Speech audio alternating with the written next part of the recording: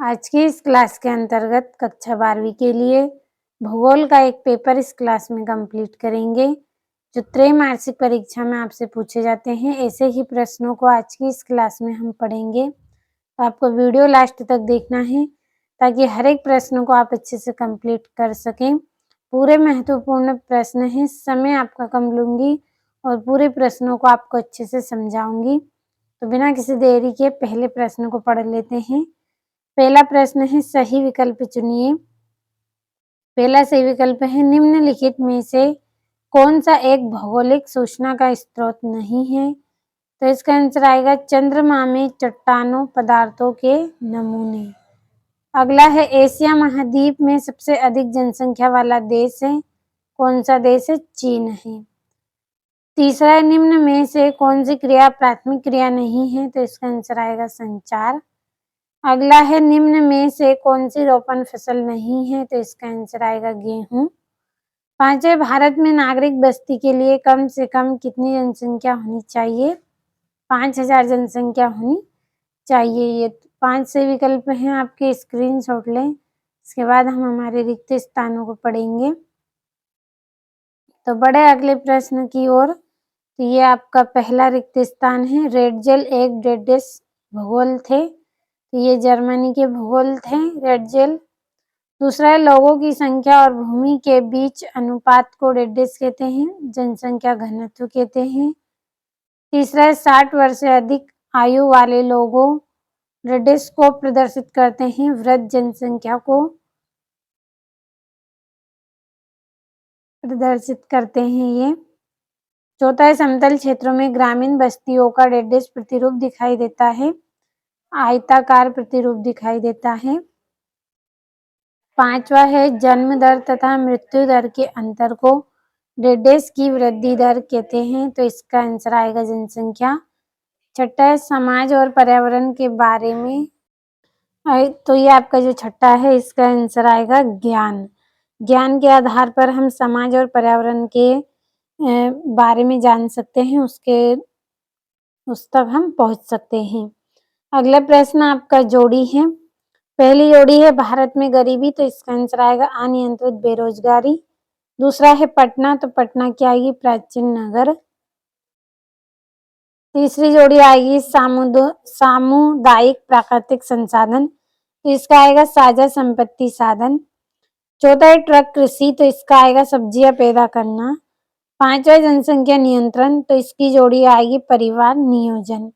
तो यहाँ से दोनों प्रश्नों का स्क्रीनशॉट लेकर कंप्लीट करें। अगले प्रश्न में आपके एक वाक्य में उत्तर हैं, तो इनको पढ़ लेते हैं। पहला है, किसी देश का वास्तविक धन क्या होता है? उस देश के निवासी क्या होते हैं किसी देश का वास्तविक धन? दूसरा है, कौन सी क्रियाएं प्रत्यक्ष रूप से पर्यावरण पर निर्भर करती हैं? प्राथमिक क्रियाएं निर्भर करती हैं। तीसरा है, विश्व नगरी का एक उदाहरण दीजिए। वांसी गठन। चौथा है, भारत सरकार ने कौशल विकास तथा उद्यमिता के लिए नीति कब बनाई? 2015 को बनाई। पांचवें, भारत में किन दो देशों से सर्वाधिक प्रवास होता है? बांग्लादेश और पाकिस्तान से। छठा, स्मॉल इज ब्यूटीफुल नामक पुस्तक किसने लिखी थी? सुभाकर ने लिखी थी। तो यहाँ से आप स्क्रीनशॉट लें इनका। एक एक प्रश्न अच्छे से समझकर आप कंप्लीट करें। अब अगले प्रश्न की ओर हम बढ़ते हैं। तो ये आपका अगला प्रश्न है, जिसमें सत्य असत्य बताने हैं आपको। तो पहला है, भारत में मानव विकास रिपोर्ट योजना आयोग द्वारा तैयार की जाती है। तो सत्य।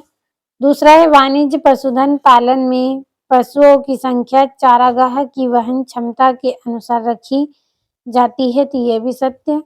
तीसरा है, चलवासी पशुचारण एक प्राचीन निर्वाह व्यवसाय रहा है। तो ये भी सत्य। चौथा है, एशिया महाद्वीप में लिंग अनुपात सामान्यतः कम है। तो ये भी सत्य।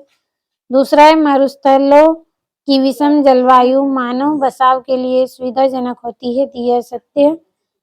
छठा है, 15वीं शताब्दी के अंत में यूरोप के देशों ने अन्वेषणों के प्रयास शुरू किए। तो ये सत्य रहेगा। तो स्क्रीनशॉट ले आप यहाँ से। ये छठा है, भौतिक तथा सांस्कृतिक पर्यावरण के दो तत्व लिखिए। विश्व में जनसंख्या विवरण की दो विशेषता। और लिंग अनुपात से क्या अभिप्राय है, भारत में लिंग अनुपात कितना है। तो ये यहाँ से इसका अथवा है। तो इतने प्रश्नों को आप कंप्लीट करें। अब अगला प्रश्न है आपका, सार्थक जीवन क्या होता है। भारत में शिकार पर प्रतिबंध क्यों लगाया गया। 11वां ग्रामीण बस्ती किसे कहते हैं। 12वां है मेगा सिटी किसे कहते हैं। और सहस्त्र बस्ती और प्रकीर्ण बस्ती में अंतर बताइए। और ये आपका अगला है, प्रकृति का मानवीकरण किस प्रकार होता है बताइए। तो इतने प्रश्नों का स्क्रीनशॉट ले, इसके बाद अगले प्रश्न को पढ़ेंगे। तो ये यहाँ से आपका 15वां प्रश्न, जनसंख्या की धनात्मक वृद्धि एवं ऋणात्मक वृद्धि में अंतर और मानव विकास के प्रमुख उद्देश्य क्या है। और प्राथमिक क्रिया की विशेषता लिखिए। 18वां है, कार्य के आधार पर नगरों का वर्गीकरण कीजिए। 4-4 नंबर के ये प्रश्न हैं आपके। और ये यहाँ से भी आप इतने प्रश्नों का स्क्रीनशॉट लें और अच्छे से कंप्लीट करें।